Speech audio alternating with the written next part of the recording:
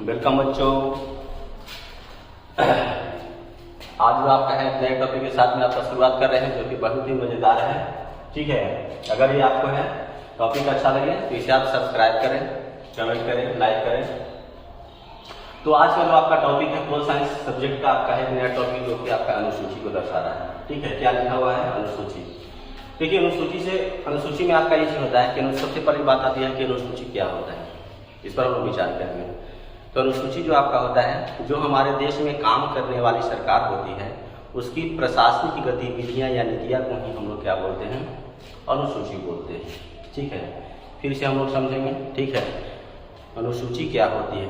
तो जो हमारे देश में काम करने वाली जो सरकार होती है, उनकी प्रशासनिक गतिविधियां या नीतियां, ठीक है, यही आपका अनुसूची कहलाता है।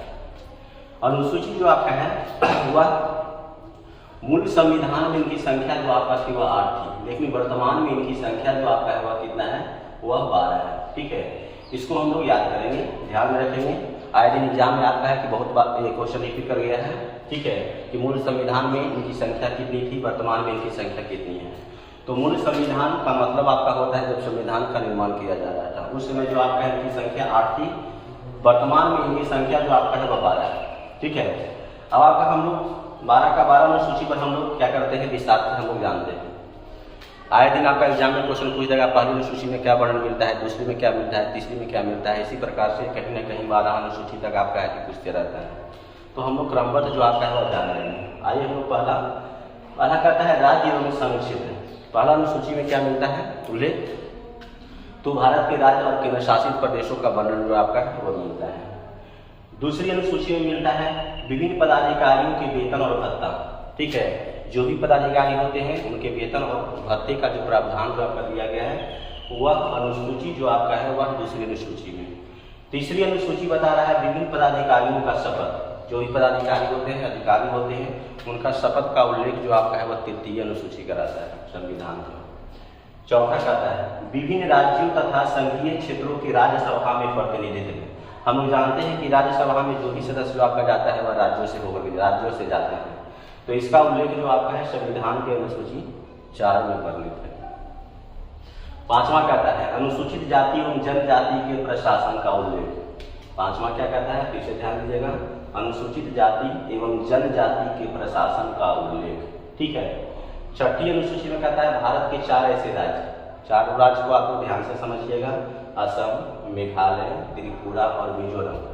भारत के 4 ऐसे राज्य हैं कि जनजाति क्षेत्रों के प्रशासनिक उल्लेख ये आपका है। 7वीं अनुसूची में बता रहा है केंद्र और राज्यों के बीच संबंध। 7वीं अनुसूची में क्या मिल रहा है? केंद्र और राज्यों के बीच संबंध। इसमें देखिए आपका 3 सूचियों का वर्णन किया गया है, यहाँ पर आप लोगों को बता दिया गया है। ठीक है, तो देखिए कंफ्यूजन बच्चों को हो जाता है। अनुसूची की संख्या वर्तमान में 12 है, लेकिन सूची अगर क्वेश्चन पूछ जाएगा तो सूचियां जो आपका है वह 3 है। कौन कौन सूची? यहाँ पर देखिए आप लोग को यहाँ पर किया गया है संघ सूची, राज्य सूची, समवर्ती सूची। संघ सूची, राज्य सूची, समवर्ती सूची। सूचियां की संख्या कितनी होती है? 3, जबकि अनुसूचियां 12। सूची जो आपका है संघ सूची, राज्य सूची और समवर्ती सूची। ध्यान दीजिएगा, संघ सूची में कभी कभी क्वेश्चन होता है कि संघ सूची में जो आपका है कुल विषय पहले कितना था, अभी कितना है। तो पहले जो आपका है इनकी संख्या, विषयों की संख्या 98 था, अभी आपका क्या है 100। राज्य सूची में पहले विषयों की संख्या 66, वर्तमान में 62। समवर्ती सूची में पहले विषयों की संख्या 47, अभी वर्तमान में 52। ये आप कहीं ना कहीं नोट कर लीजिएगा, नोट करके याद करने योग्य है। अब इसमें क्वेश्चन आपका पूछेगा कि संघ सूची के विषय पर कानून बनाने का अधिकार जो आपका है वह किसके पास होता है? तो संघ सूची में कानून बनाने का अधिकार जो आपका होता है वह केंद्र सरकार के पास में होता है, याद रखिएगा। उसी प्रकार से राज्य सूची में शामिल जो आपका विषय है उन विषय पर कानून बनाने का अधिकार जो आपका वह किसके पास होता है? तो वह राज्य सरकार को। उसी प्रकार से समवर्ती सूची, तो समवर्ती सूची के में शामिल जो भी आपका विषय है इस पर कानून बनाने का अधिकार किसके पास में है?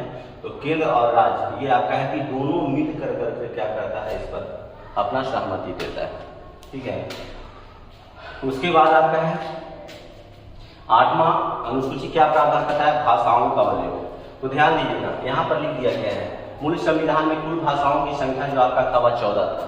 मूल संविधान में कुल भाषाओं की संख्या 14 था। अभी वर्तमान में कुल भाषाओं की संख्या 22 है। तो कभी कभी एग्जाम में क्वेश्चन पूछता है कि सबसे पहले जो आपका है वह किस भाषा को जोड़ा गया, तो सबसे पहले सिंधी को जोड़ा गया 1967 में जोड़ा गया और 21वां संविधान संशोधन द्वारा।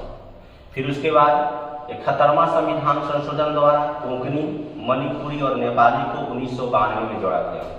फिर आपका है 92वां संविधान संशोधन में बोडो, संथाली, डोगरी और मैथिली 2003 में 22वीं भाषाओं के रूप में आपका है कि जोड़ा गया। तो याद रखिएगा कि मूल संविधान में कुल भाषाओं की संख्या 14 थी, वर्तमान में आपकी भाषाओं की संख्या जो आपका है वह 22 है। आगे आपका है 9वीं अनुसूची में क्या प्रावधान है, भूमि सुधार अधिनियम, इसे प्रथम संविधान संशोधन 1951 ईस्वी में आपका क्या किया गया है, जोड़ा गया है। 10वां अनुसूची कहता है दल बदल का उल्लेख, कोई भी दल जो आपका है, पार्टी जो आपका है किसी दूसरे पार्टी में आपका है कि वह जा सकता है, इसका उल्लेख संविधान की अनुसूची 10 में वर्णित है। 11वीं में आपका कहता है ग्राम पंचायत का उल्लेख, जिसमें विषयों की संख्या जो आपका 18 है, याद रखिएगा विषय भी क्वेश्चन कभी पूछता है। 12वीं अनुसूची नगर पालिका का उल्लेख, ये आपका है कि इनमें शामिल विषयों की संख्या जो आपका है वह 29 है। ठीक है, तो ये जो आपका है ये मूलतः जो आपका है अनुसूची का विषय था। ठीक है, चलिए